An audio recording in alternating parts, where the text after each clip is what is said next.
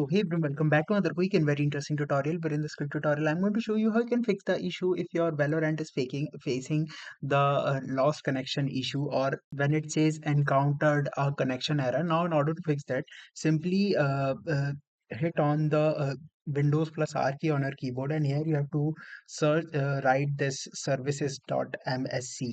Now, once you do that, hit enter, and here you have to search for the service that named as VGC. Now you have to search for that particular service. You can easily find it because these all of them are alphabetical in order. Now, for example, if you have selected the particular VGC service, for example, this is that one.